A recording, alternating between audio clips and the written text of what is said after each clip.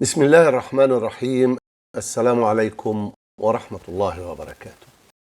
وامي والليل مليل، طعم الزاد القليل، بترفرف قبل ترحل، جناح بريشات حزانة، وسددت ديونها وشارت كفن الدفانة، تقف للموت يوماتي ما جاش ابن الجبانة، أشد في توبها يمي تنهر كأن عيل، القلب اللي تحجر جوال بطل يمول، لا الحزن عادي يبكي ولا الأحلام تنول. أمي ست البلابل بتقول العمر طول، يا زمن كفاية حول، يا زمن برده يقرنص وما حسبناش حسابه، لو زارت أم همي بتطرد الكتابة. الشاعر عبد الرحمن الأبنودي والقصيدة اسمها الكتابة، وهنا الأبنودي بيتذكر الأيام الأخيرة لأمه ومعلمته ومربيته فاطمة أب جنديل. ما كانش بيرثيها لأنه ما استجراش يواجه نفسه بحقيقة إنها ماتت، والمؤكد إنها فضلت عايشة جواه، وإن تاريخ وفاتها الحقيقي هو 21 أبريل سنة 2015 يوم ما مات الأبنودي. والأدق إنها هتفضل موجودة طول ما عبد الرحمن موجود بقصايده اللي لسه حية وهتفضل معانا. الأبنودي ما قدرش يرثي فاطمة قنديل أمه، لأنه مجرد تذكر لحظات رحيلها كان بيستدعي دموعه، ما كانش يقدر يرثيها لأنها بالنسبة له مفتاح الحياة. قالوا إن ستي في خطر. السلم، رحت السلم الطيني اللي بحكي لك عليه اللي طالع على الغرفة المسقوفة كويس ده، اتدحرجت من عليه ست أبوه. بس فأنا رحت لقيتها نايمة والحريم حواليها. ايه يا ستي؟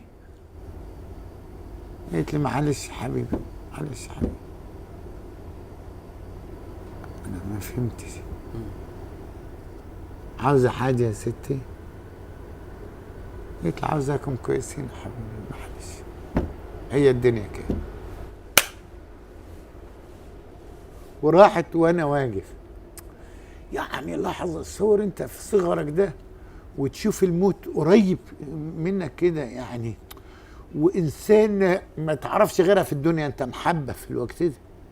ورغم انها مثلا كانت لما تلاقيني طالع نخلها مثلا تضربني بالطوب وانزل ويعني وبيننا شجرات عذبة، والاقيها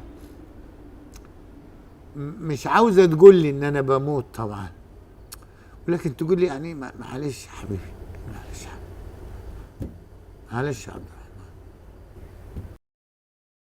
الرحمن، عنها بترحم. الأبنودي ما كانش يقدر يرثي فاطمة قنديل لأنها بالنسبة له مفتاح الحياة، وإزاي ما يشوفهاش كده وهي الأم اللي أخرت ولادته لمدة طويلة في عمل إعجازي عشان ما يتولدش غريب ويتولد في بلده أبنود.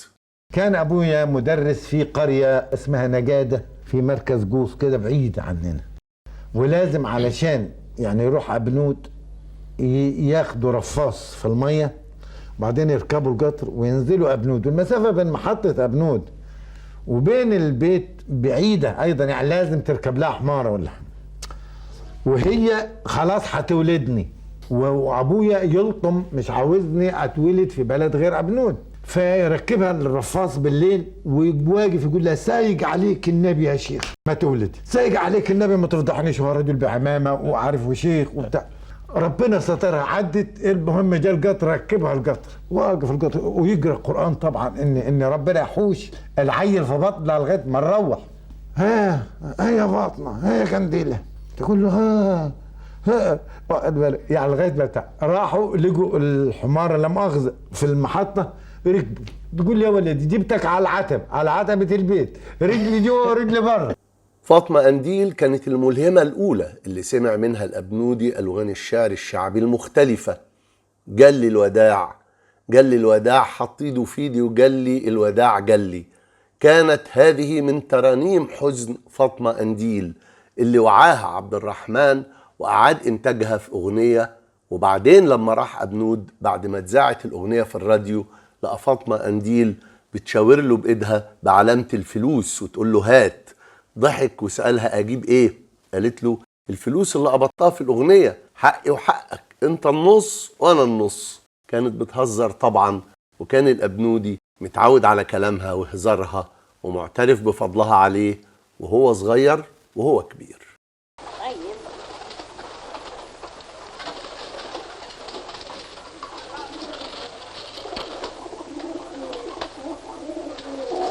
اللهم صل وسلم على سيدنا محمد. اللهم صل وسلم على سيدنا محمد. طال عزم قانا من البنية الخربان، قلقت لك عدس الحمام اللي نفس، بطلق شيء للحمام اللي كان مليح. هي عطيتك في صحن نحاس وثقلتك بالرصاص واتيتك البحر الغطاس، لا تبان فيك جدة ولا راس، تقول الله عظم الله القوي. أولها بسم الله وثانيها بسم الله وثالثها بسم الله ورابعها بسم الله وخامسها بسم الله وسادسها بسم الله وسابعها لا حول ولا قوة إلا بالله. يا عيني علي يا فايدة. قال عزم قانا من البنية الخربان.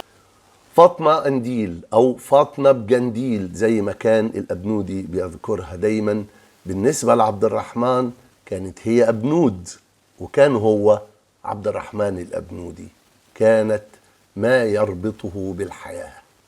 إلى أن أرحل سوف أظل مدينا لقريتي أبنود، وسوف أظل أشكر الأقدار على أنها وهبتني تلك الطفولة الغنية التي قد يراها البعض فقيرة وقاسية ومعذبة.